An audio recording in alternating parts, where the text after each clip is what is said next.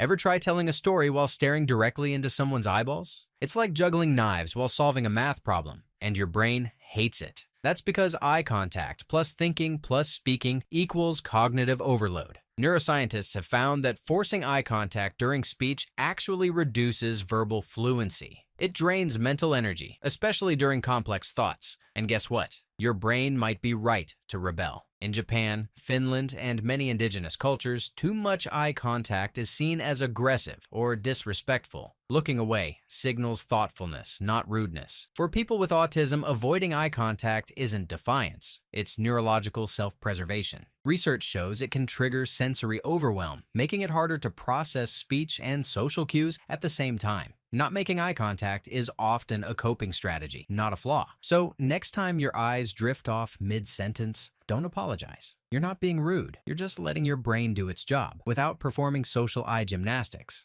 Number 7, making phone calls to book appointments. You need a dentist. You find the number. You stare at it for 10 minutes like it just insulted your family. Why is this so hard? Because your brain hates unpredictability. When you call, you don't know who will answer, how they'll sound, what they'll say, or how long it'll take. That triggers anticipatory anxiety. Your brain's alarm system lighting up before anything even happens. According to psychologists, phone calls involve high cognitive and social load. You have to process tone, recall information, respond instantly, and manage politeness, all without visual cues. It's a perfect storm for people with social anxiety, ADHD, or just a modern brain that's used to control. Online booking, you can double-check, edit, think. A phone call, that's live theater with judgment. And your brain knows it's outdated. We have apps for everything, but we still expect people to cold call for haircuts like it's 1997. So if you've ever procrastinated making that one simple call, you're just craving clarity in a world that loves chaos. And that's not avoidance, that's evolution.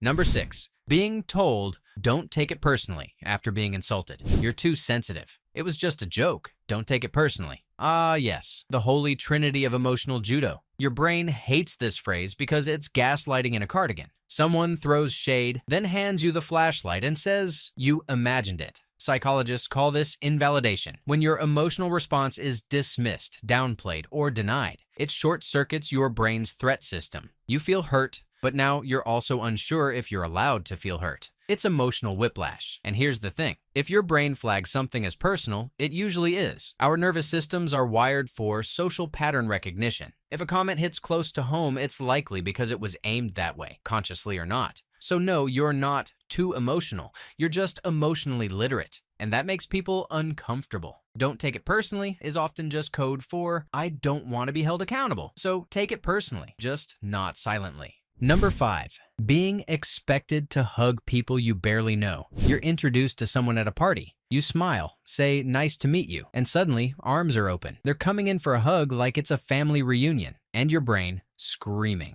That jolt you feel isn't rudeness, it's a boundary alert. Touch is personal, and being pressured to give it, just to seem polite, triggers your brain's defense circuits. Psychologists call it non-consensual social touch. It bypasses your comfort to meet someone else's expectations. For neurodivergent people, survivors of trauma, or even just introverts, that hug isn't warmth, it's a threat response. Cultures vary too. In Japan, Germany, and many Nordic countries, personal space is sacred. A firm nod or handshake is affection. So let's be real. If we teach kids not to hug strangers, why do we expect adults to do it for free wine and conversation? So if you tense up when someone goes in for that awkward squeeze, you're not cold. You're just honoring your own comfort. Number 4, having to respond immediately to messages. You hear the ding, you see the text, your brain goes, respond now, or you're a terrible person. This instant response panic, it's not you being dramatic, it's dopamine meets social survival mode. Your brain is wired for reward loops. See message, get mini hit of connection, respond, feel relief. But when it becomes constant, it's no longer a dopamine boost, it's a drip feed of anxiety. And then there's the pressure, blue check marks, typing bubbles, delivered receipts. Suddenly, texting feels like a live hostage negotiation. Psychologists call this communication urgency bias. We feel like if we don't reply instantly, we'll seem rude, distant, or unreliable. But the truth? Constant accessibility fries your nervous system. Your brain needs boundaries, time to reflect, time to not be available. So if your reply comes 3 hours later with zero apology, good. You're prioritizing peace over panic. Number 3. Pretending to be fine so you don't seem dramatic. Someone asks how you're doing. You're running on 4 hours of sleep, one emotional breakdown, and caffeine. But you still say, "I'm fine." Your brain isn't buying it because that fine isn't calm, it's camouflage. Psychologists call this emotional suppression. It's when your brain labels real signals, stress, hurt, overwhelm, as inconvenient and shoves them down to keep the peace. But stuffing emotions doesn't make them disappear. They just sneak out later, as tension, headaches, burnout, sudden crying over dog food commercials. And we do it because society punishes too much, too sensitive, too emotional, too honest. So we shrink instead. But here's the truth. Being dramatic is just showing the full picture, and ignoring it doesn't make you stronger. It just makes you silently exhausted.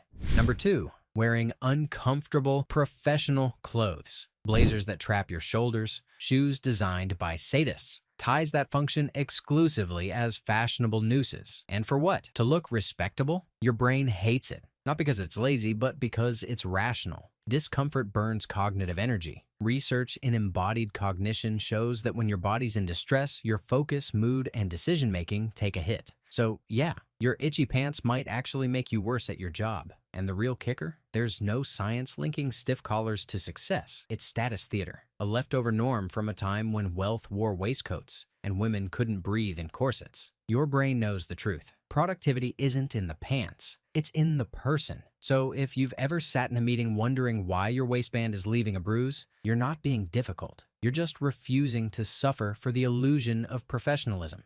Number 1, sitting still in meetings or class. You're 20 minutes into a meeting. Your leg is bouncing. Your pen is clicking. Your brain is anywhere else. And yet, you force yourself to sit still because that's what paying attention looks like, right? Wrong. Your brain hates it because it's unnatural. Humans aren't statues. We're built to move. And for many people, especially those with ADHD or sensory processing differences, movement isn't a distraction. It's a focusing tool. Studies show that small movements, like fidgeting, doodling, or pacing, can actually boost memory, attention, and processing speed. Your brain uses physical motion to regulate energy and stay engaged, but traditional environments confuse stillness with discipline. So we punish the body to look polite and lose the brain in the process. So if you've ever gotten side-eyed for tapping your foot during a lecture, you're not disruptive. You're just doing what your brain needs to stay on. Now, here's your mission for the week. Catch yourself in one of these false guilt moments. Pause. Remind yourself, this isn't illegal. It just feels weird because society said so. Then do it anyway, shamelessly, like a rebel, with manners. Thanks for watching. And if your brain felt suspiciously seen, hit subscribe. You're clearly in the right place, and there's more coming.